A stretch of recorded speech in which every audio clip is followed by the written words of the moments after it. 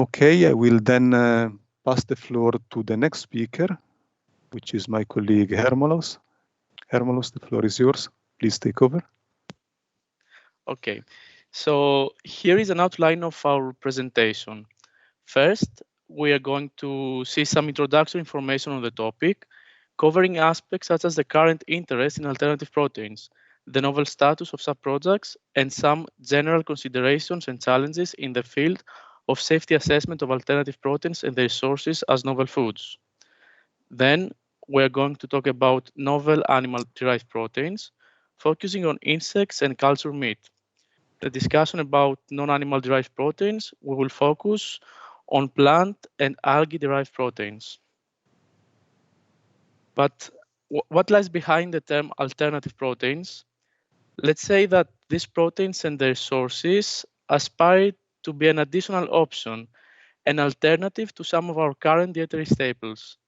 Nowadays, it is noticed that there is a growing interest towards alternative proteins at the level of research, industry, and parts of consumers. New technologies available are being used to explore and leverage the use of various raw materials that have been used less in the past. Furthermore, alternative proteins offer opportunities for innovation in the food research and development sector. Some of these alternative proteins could be an option for more environmentally sustainable choices, having also in mind aspects of animal welfare and addressing consumers' health considerations. Last but not least, it should be mentioned that some of these food materials have promising compositions in terms of macro and micronutrients. But are all alternative proteins and their sources novel? The answer is no. As Andrea explained before, there are some criteria to be fulfilled for a product, including proteins, to be characterized as novel. We should not forget about the time condition, that is, no significant consumption in the European Union before May of 1997. Moreover, to get the novel status, a food product has to belong in one or more of these categories that you can see on your screen, presented also before by Andrea. The provisions of the respective European regulation require food business operators to seek pre-market authorization by the European Commission for proteins and their sources which have received the status novel, the same way as it is for all novel foods. This means that food business operators have to prepare and submit an application for their novel product. The main scientific requirements for a novel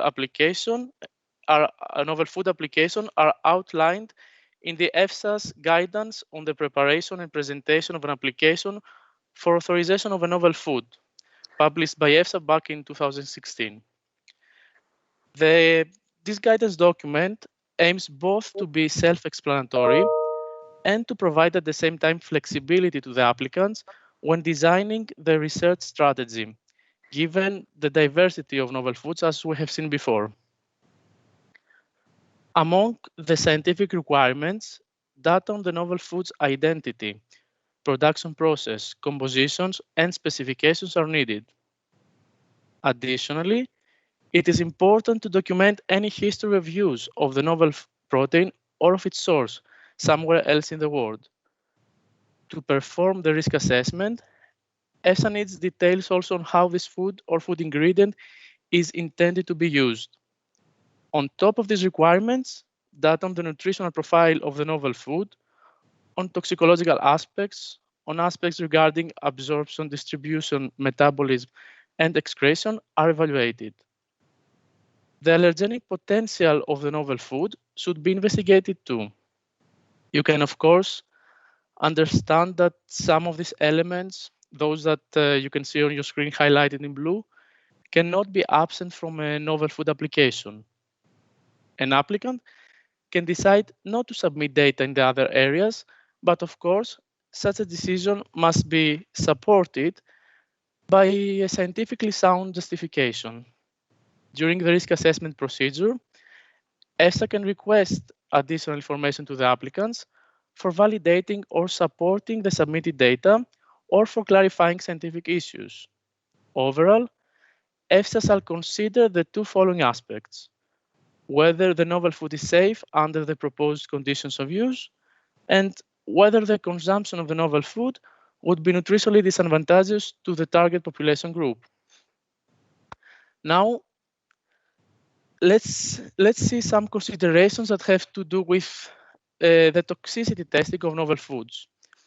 EFSA proposes a tiered toxicity testing approach, recognizing the necessity to stimulate the use of safety assessment approaches that would improve the welfare of experimental animals and also reduce the numbers of animals used.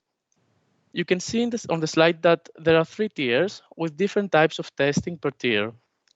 Passing from one tier to the next is triggered by specific findings. For novel proteins and their sources, as for novel foods in general, we remain usually in tier 1, that includes in vitro genotoxicity testing, an intended 90-day toxicity study in vivo, and absorption testing. As I said before, an applicant can decide not to provide such studies, even those of tier 1, if they are able to justify such an approach.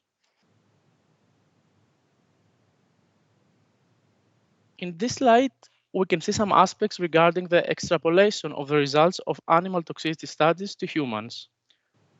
One important element that we should have in mind is, of course, the use of proper uncertainty factors. These factors are used in order to enable doing the risk assessment and avoiding at the same time underestimation of the risk due to uncertainties. An uncertainty factor of 200 is set as a default margin of exposure between the reference point of a subchronic study, which can be, for example, the no adverse effect level, and the estimated high percentile human exposure. Uncertainty factors can be lowered depending on other available data, such as, for example, the nature, the type, and the history of use of the novel food and its source. We should also have in mind that novel foods, largely consisting of macronutrients, such as proteins, usually cannot be readily tested at doses 100 or 200 times higher than the intended human intake. In case that such testing is needed, there is an EFSA guidance on conducting subchronic toxicity studies in rodents on whole foods and feeds.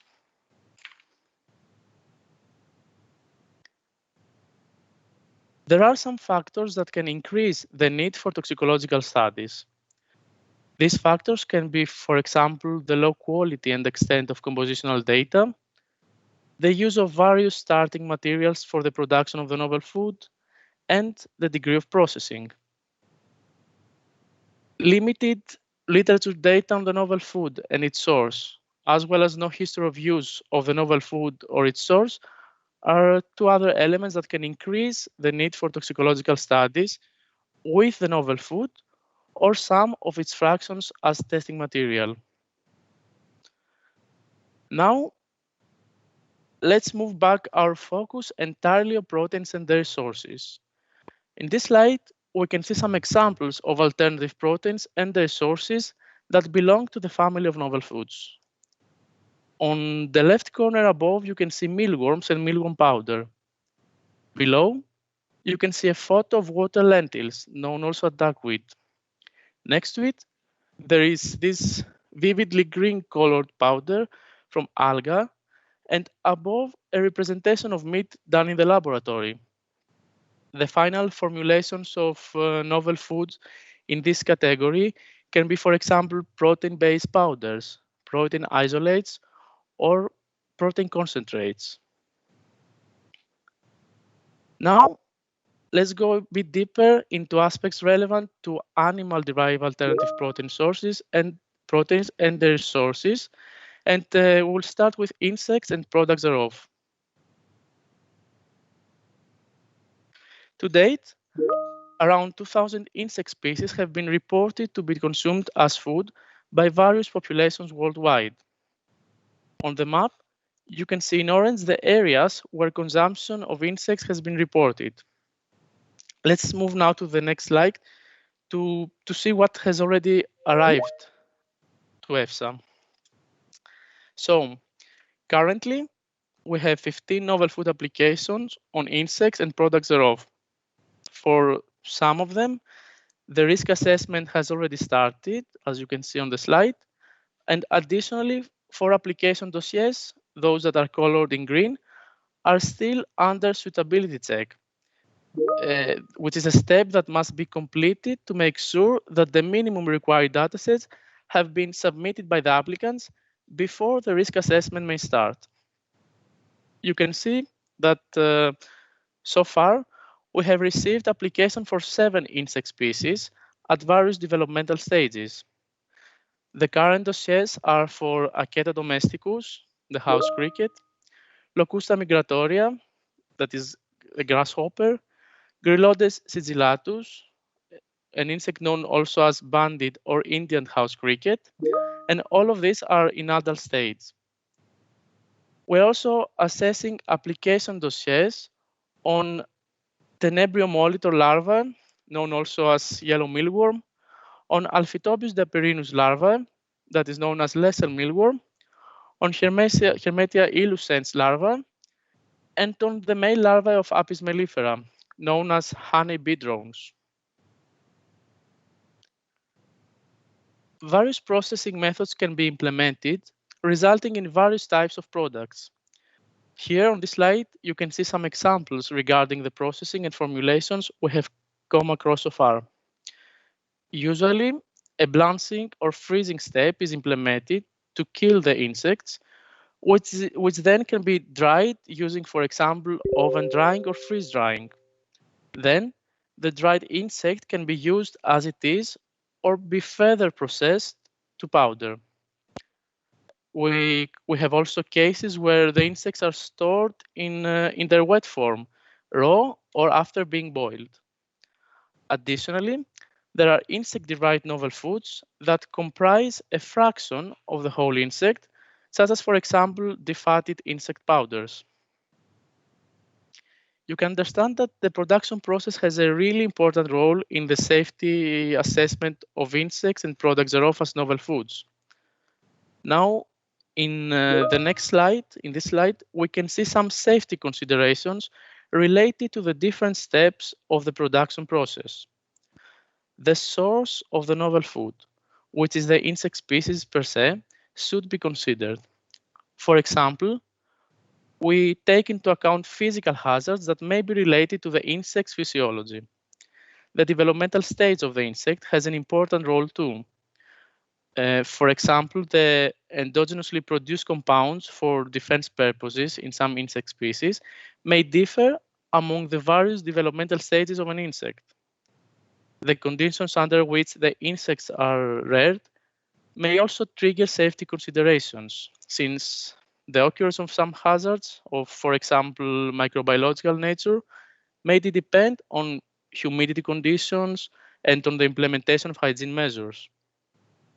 We should also have in mind that feed can have a pivotal role in the safety assessment of insects and their products, since some insect species can accumulate undesirable compounds from the feed, such as heavy metals, pesticide residues, and other contaminants. The steps of harvesting, killing, and further processing may affect the occurrence of hazards in such products by altering, for example, the microbiological profile of the novel food, or by introducing in the product processing contaminants.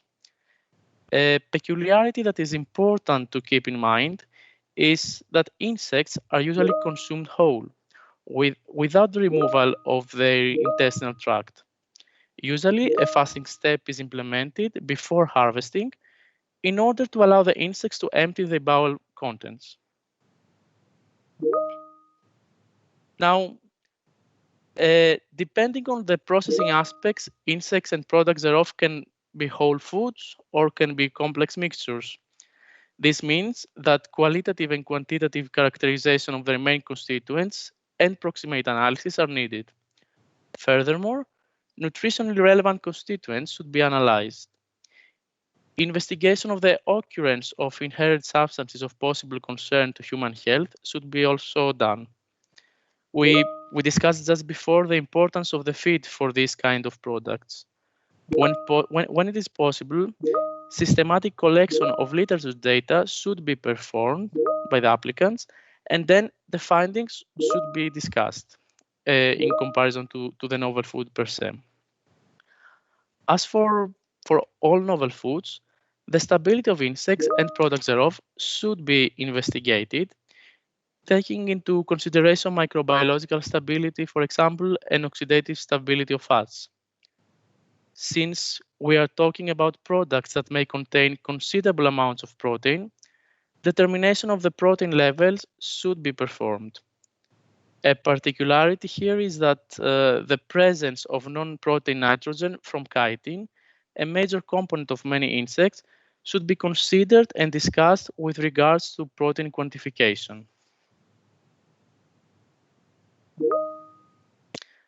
Now, we have seen that some insect species have been already consumed in other places around the world.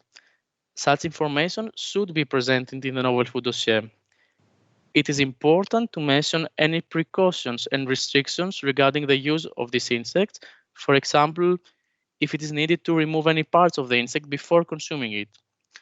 The role of the novel food in the diet of other populations, as well as any other non-food uses, should be also mentioned in the dossier.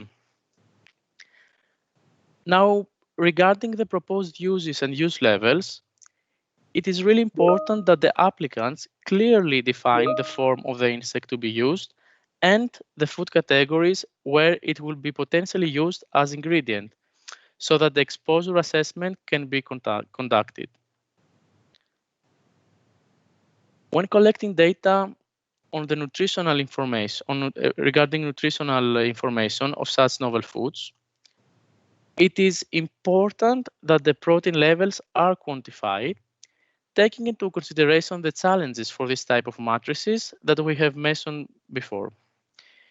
It would be also needed that the protein quality is assessed, focusing, for example, on the amino acid profile of the novel food and on the protein digestibility. The presence of anti-nutritional factors, such as tannins or polyphenols, that could inhibit the absorption of nutrients should be assessed.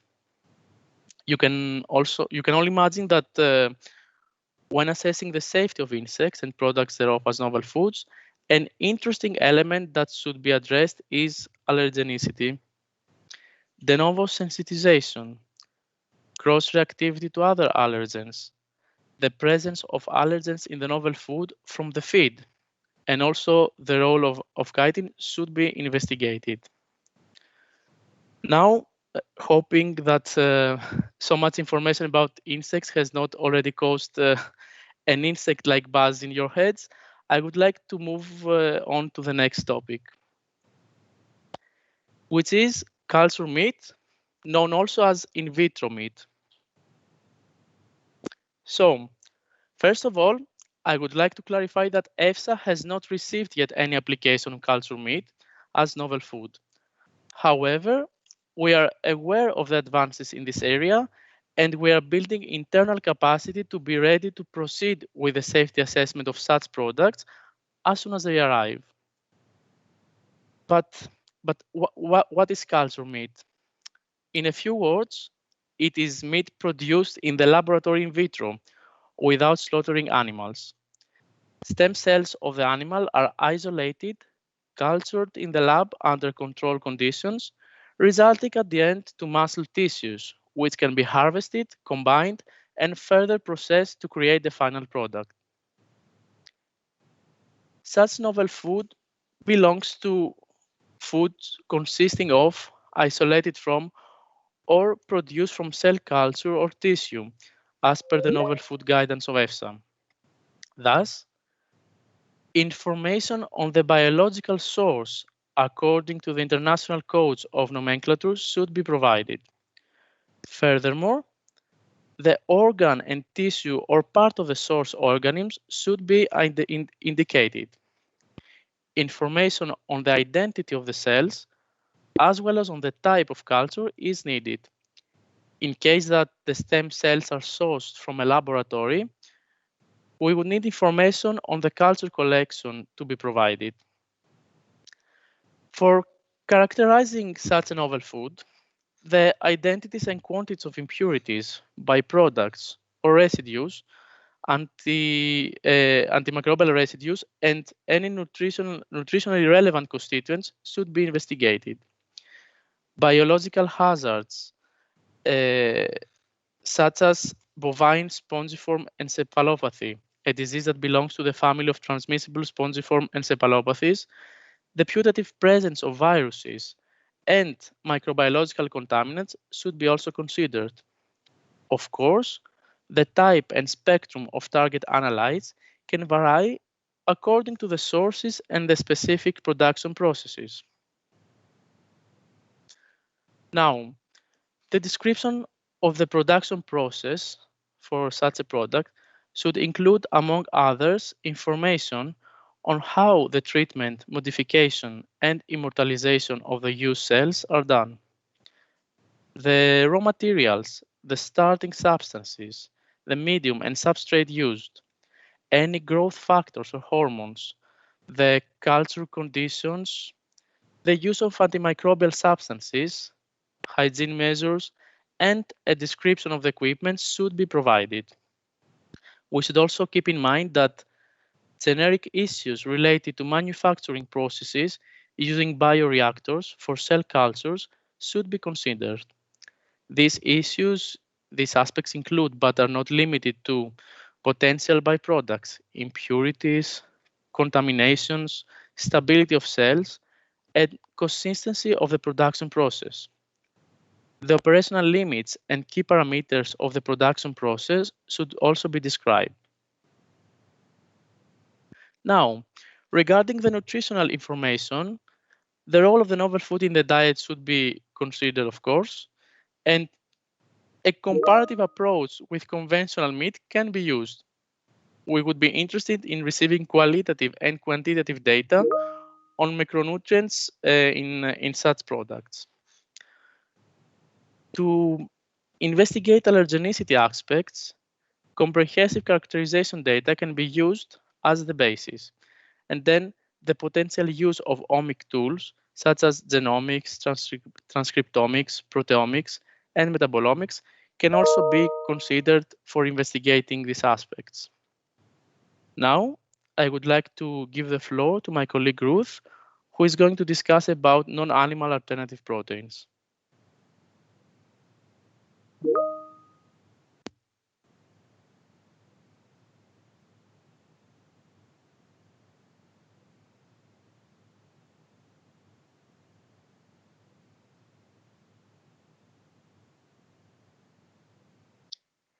Good morning, everyone, and welcome to this open plenary.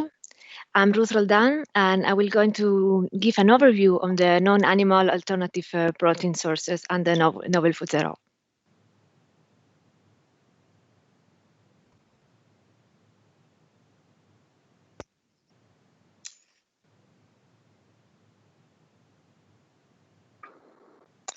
So we can see in this picture some examples of novel food sources, and some of them are sources that are already are present in the current European diet.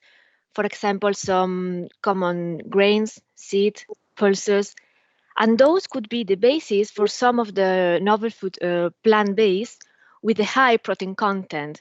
For example, lentils or peas.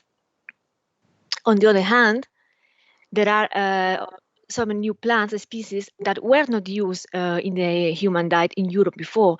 For example, alfalfa or Moringa stenopetala.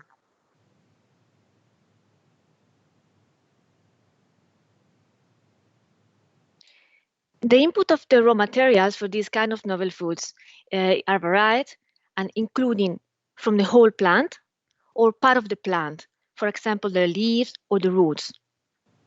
The novel food can also be based on grains, seeds, or their derivatives. After the processing, the output got may vary from powder, extracts, isolates, concentrates, or others. For example, we have some fermented protein mixtures.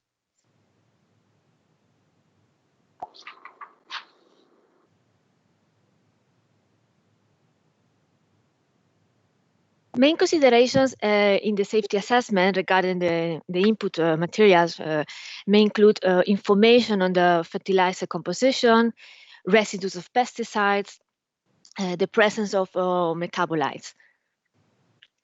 Regarding the processing, heat treatment, and the applicability of the steps to reduce the anti-nutrients is essential in this kind of novel foods. In this type of products, burden is often the presence of flavors. Plant-based products may contain molecules that are involved in the unpleasant organoleptic qualities of the protein ingredients, such as in some legumes. And for this purpose, fermentation can be used as a processing step. So a particular consideration for the plant-based novel food is the elimination of these flavors to improve the sensorial characteristic of the products. Finally, as applicable to other novel foods, the production process and the high temperatures may form toxic compounds.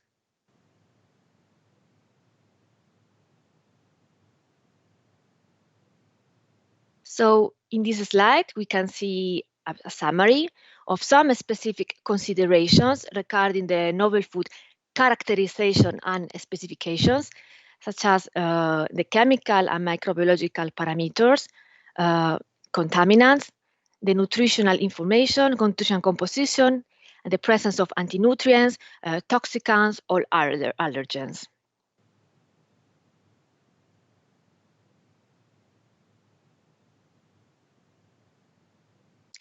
Here in this slide, we can see some examples of assessed novel foods from plant-based origin with a high protein content. The first example on the left side is alfalfa protein concentrate. And this is extracted from lucerne plant, Medicago sativa, known also as alfalfa. The novel food contains around 50% protein content. We are interested to know some compositional information in this novel food.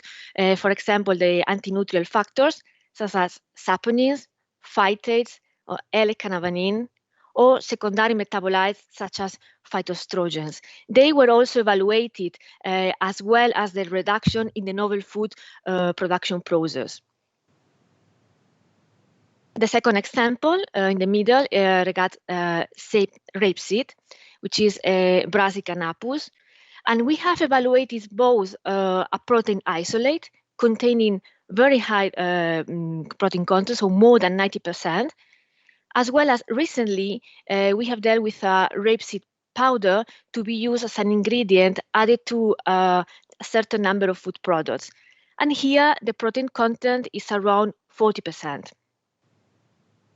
Compounds of concern for the rapeseed include glucosinolates, anti-nutrients such as phytates, or the naturally occurring contaminant erucic acid. Some of these undesirable substances in the final product can be reduced by using specific rapeseed varieties or with specific production process steps. The final example on the right is chia seeds from the plant Salvia hispanica, a summer annual herbaceous plant belonging to the family of Labiate. And EFSA in the panel has issued several opinions on these chia seeds. The protein content may vary if we are referring to the whole seeds, so around 20%, or in the case of the novel food chia seeds in the powder form, more than 40%. When heat treated, attention needs to be paid to the development of process contaminants, such as acrylamide or furan, and that was also addressed during the safety assessment of this novel food.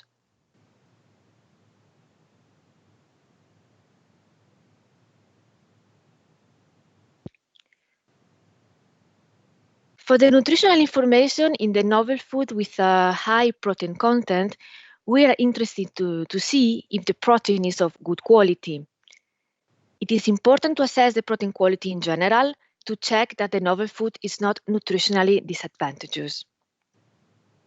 In cases where the protein intake would come only from the novel food source, that could even be more important. That could be the case, for example, in the total diet replacements. In 2013, EFSA published an opinion on dietary reference values for protein, and we are taking into account this opinion where the protein digestibility is also described. To assess the protein digestibility, there are different methods available. For example, the in vitro digestion methods that was used in the rapeseed powder novel food. When assessing the nutritional information, as said before from the insets, you need to pay attention to the amino acid profile, especially for the presence of indispensable, also called essential amino acids, so the ones that are not synthesized in the body. That is really important in cases where the novel food, again, is the only source of protein in the diet. Finally, the presence of antinutrients need to be taken into account. EFSA, during the assessment, may ask additional information where the novel food source are plants with known content of antinutrients.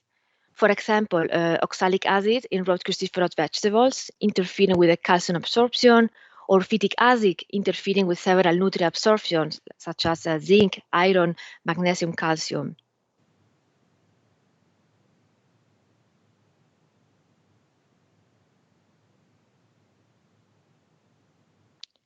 Main considerations regarding allergenicity, as specified for the insects, the allergenicity plays an important role, especially when there is scarce evidence in the case we are talking of new species. The case of cross-reactivity that happened, for example, for the rapeseed with the mustard, the potential impact of the production process, or where the novel food is a mixture from several plant sources.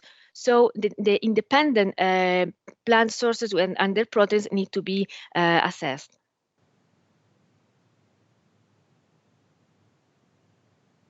So now we move to another category of novel food, which is algae and products thereof.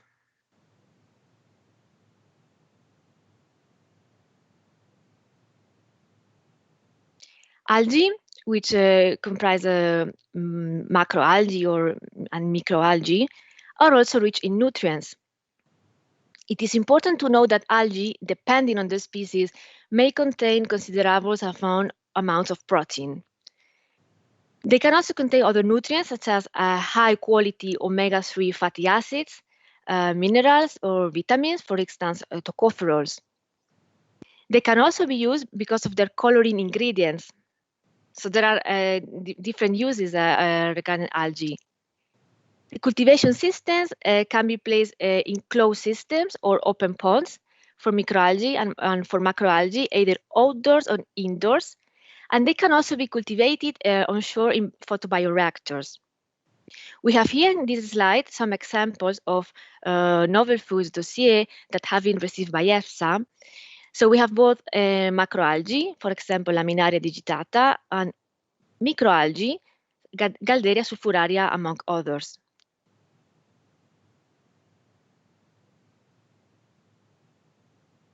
Main considerations regarding the identity of the novel food, we need to follow the requirements as specified in the novel food guidance from EFSA.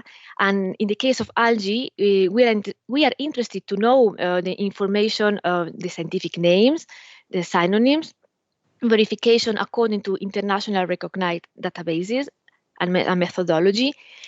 If available, the position in an officially recognized culture collection, and the qualified presumption of safety, so the QPS status. We are highlighting here in the production process some points that specifically are applicable to algae production, and the key steps may include fermentation, cultivation conditions, temperature, the pH. We need to know about the presence of light, if they are in an open or a closed system. Information on the culture conditions and the culture medical constituent and downstream processing such as isolation, purification, concentration, is needed also for the evaluation.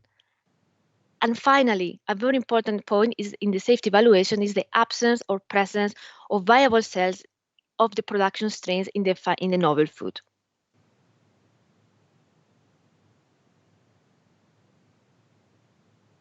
Additional considerations regarding the novel food characterization include, among others, the nutritional composition. Attention needs to be paid as some algae are known that they have high levels of iodine, especially macroalgae. Algae may contain specific toxins, also endotoxins in the case of cyanobacteria, macroalgae such as spirulina, and some algae may accumulate heavy metals such as cadmium or lead. Similarly to other novel food, the particle size needs to be characterized in case the novel food is in the powder form, and stability tests performed in relation to composition and intended uses. Last but not least, allergenicity needs to be assessed, similar to other novel foods.